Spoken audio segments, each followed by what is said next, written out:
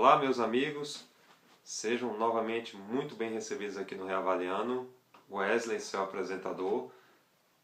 Eu acredito que vai ser um dos quadrinhos formatinhos. Aliás, tem vários youtubers gravando formatinhos, isso me deixa muito satisfeito.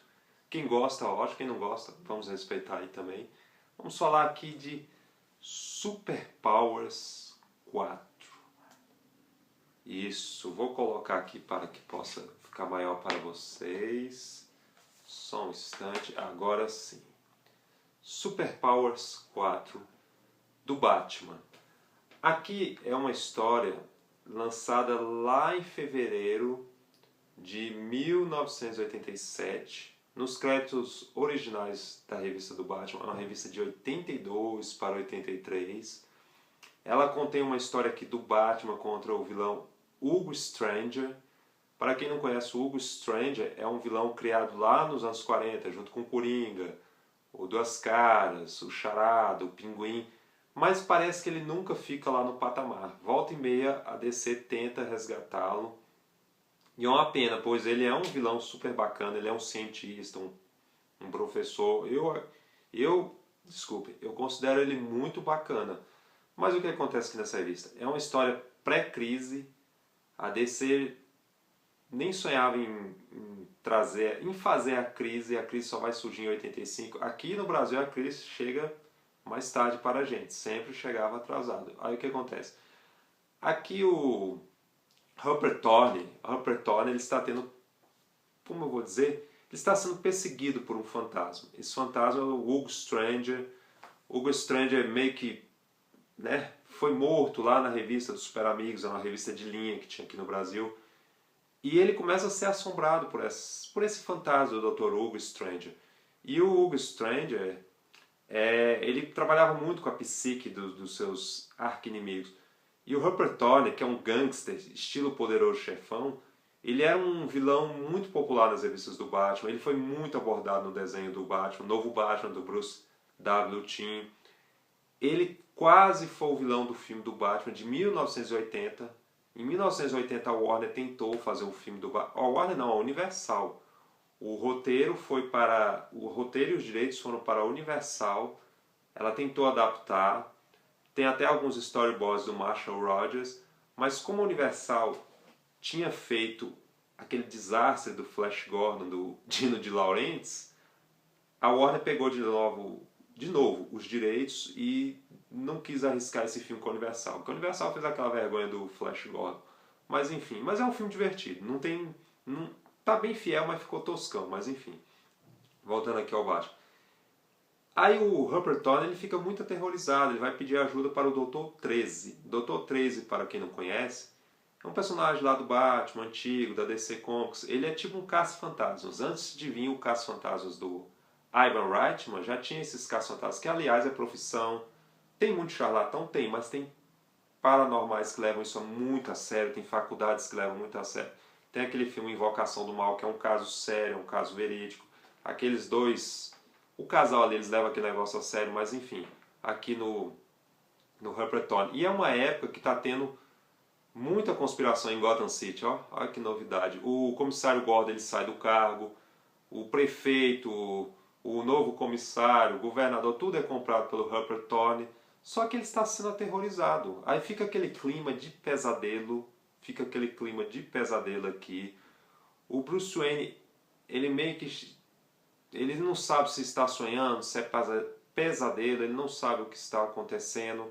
Chega um ponto que o Batman tem que sequestrar ele sequestra o pistoleiro. Ele sequestra o pistoleiro e tranca na Batcaverna. Aliás, quando acaba a revista, você fica até pensando, poxa, o que aconteceu com o pistoleiro? O pistoleiro sumiu. O que houve com o pistoleiro? Bem antes dele ser do Esquadrão Suicida, a DC nem cogitava resgatar o Esquadrão Suicida nesse período aqui. E vamos passar aqui um link do Esquadrão Suicida na Lendas, que nós comentamos. Mas enfim, e é uma história que trabalha bastante o pesadelo. É um Batman mais detetive, mais analítico, tem um climão de terror, de histórias de terror, lembra bastante as histórias da EC Comics. Tem um episódio do novo Batman, o seriado do Bruce, o desenho do Bruce W. Timm, que tem um episódio muito parecido com essa história. Eu acredito que os roteiristas devem ter pego daqui a influência desse episódio. Que o vilão do desenho também é o Hugo Strange. Não vou revelar só isso, mas... Enfim. E é a penúltima história do Dick Grayson como Robin. Que ele era líder dos Novos Titãs, a DC já cogitava fazer o Asa Noturna. Já queria passar o Dick Grayson para a fase adulta. E é de um roteirista que eu acredito que dispensa apresentações, que é o Gary Conway, o cara que fez a famosa morte da Gwen Stacy, o famoso confronto do Super-Homem contra o Homem-Aranha, o primeiro crossover das duas editoras, que aliás, onde estão os crossovers, os encadernados, a preços humanos, a preços acessíveis? Né? A Panini tem os direitos, aliás, corrigindo aqui do vídeo que eu falei do Homem-Aranha, é cobrado da editora Panini, perdão, eu errei naquele outro vídeo, mas vamos de novo aqui. E ele tem um desenho de um cara que... Ele é um grande desenhista, mas ele ficou muito esquecido, que é o Don Newton. Don Newton é um cara que vai morar no Arizona, ele demorou muito a entrar na indústria de quadrinhos, mas desenhou o Fantasma, desenhou o Aquaman, desenhou essa saga aqui do Batman, mas é um cara que nunca ficou famoso. Talvez tenha faltado uma grande saga para ele. Talvez tenha faltado uma grande saga para esse desenhista. Ele mais ficou esquecido, o pessoal só lembra do Frank Miller, do Alan Moore, e não é verdade. Tem vários e vários desenhistas. E tinha uma equipe técnica que tentava resgatar o Batman dos quadrinhos, que era o Neil Adams, Don Newton, Marshall Rhodes, Ivy Novick, Alan Davis, porque o Batman ficou muito marcado por causa do seriado com o Adam West. Mas enfim, é uma revista que eu ouvi dizer que vai ter um encadernado Don Newton pela Panini. Não sei se isso é verdade. Se for, eu agradeço. Eu gostaria muito de ver o Don Newton em formato americano. Aliás, o personagem favorito do Don Newton era o Capitão Marvel, o Shazam. Era o personagem favorito dele. E a história é isso. É uma revista que não existe encadernada aqui. Não sei se existe nos Estados Unidos. Talvez sim. Acredito que sim. Vamos aqui.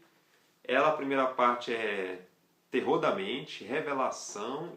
Acho que é a terceira parte. É a terceira. E a segunda parte é As Duas Vidas de Hugo Stranger.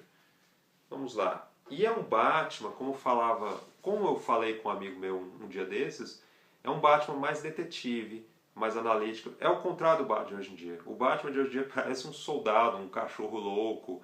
Ele está dando pancada o tempo todo, mas as coisas mudaram. Eles visam um público diferente. E aqui vai. O Hugo Stranger atormentando o Rupert Thorne. Eu recomendo vocês irem atrás deste vilão, o Rupert Thorne. É um desenho bem diferente. Este loiro que está aqui é o Dr. 13, espero que vocês possam ver. É porque é o tempo, gente. Se eu pudesse... Tem um personagem aqui que parece Arthur Reeves. Aliás, lembra bastante o Além da Imaginação, o enredo. E o nome Arthur Reeves parece nome de personagens do Além da Imaginação. O Batman quer informação a todo custo desse personagem. Vamos lá, vamos lá. Vamos lá. Aqui o pistoleiro conta um segredo para o Batman. São traços bem diferentes. Vamos colocar aqui a revista um pouco alto para vocês. Dr. 13, que lembra bastante aquele personagem do Invocação do Mal. É uma história um pouco macabra até. O Batman tinha muito isso, as histórias eram muito macabras, eles estavam muito associados com o terror. Ele perdeu muito isso com o passar dos anos, na minha opinião. Dr. 13 atormentando a pessoa. E, que mais? A mesma capa da revista. O Batman é considerado o inimigo público número 1, vocês podem ver. Aqui também, espero que vocês possam ver. É uma revista de 80 e poucas páginas, provavelmente tem cortes. Aquele Batman que não tinha medo de arma, hoje ele já bateria com tudo. O Batman foi ficando mais violento, a DC está jogando um Batman mais violento. Mas enfim. Tem uma cena que lembra bastante o Cavaleiro das... Não, o Ano 1, lembra bastante o Ano 1. É uma revista muito de revelações, realmente. Eu recomendo vocês a comprarem essa revista. Não está tão caro no Mercado Livre. Até porque é um novo formato, você que é mais novo vai conhecer. Tem propaganda de detetive, como você ser detetive, que está associado com Batman. Eu sinto um pouco falta desse Batman, que era o Batman mais detetive, mas, enfim. Fica essa dica aí, aqui, já anunciando a crise. É o monitor, vocês sabem que é um anti-monitor. Um anti-monitor, aqui o Batman conversando com os... É o Batman? Sim, é o Bruce Wayne conversando com o Alfred. Eu pretendo não mostrar o final aqui, porque é uma revista de revelações. Fica aqui Batman Super Powers 4. Vamos colocar contra o Dr. Hugo Strangers. Eu quero dedicar este vídeo aqui a um grande amigo meu, ao Caio Brito. Eu sei que ele está lá ralando na loja. Acredito que quando ele puder ver esse vídeo, ele não vai estar ralando na loja. Força, porque eu sei que não é fácil. Eu sei que ele gosta muito do Batman. Este vídeo aqui totalmente dedicado a ele. E você também que seja fã do Batman. Fica essa dica aí, Batman Super Powers 4, uma republicação da Panini. Vamos cobrar bastante essas revistas da Panini. Eu quero ver esse movimento. Muito obrigado por terem visto esse vídeo até o final. Por favor, compartilhem, divulguem, se inscrevam se puderem. Vamos ter a inscrição ali no link.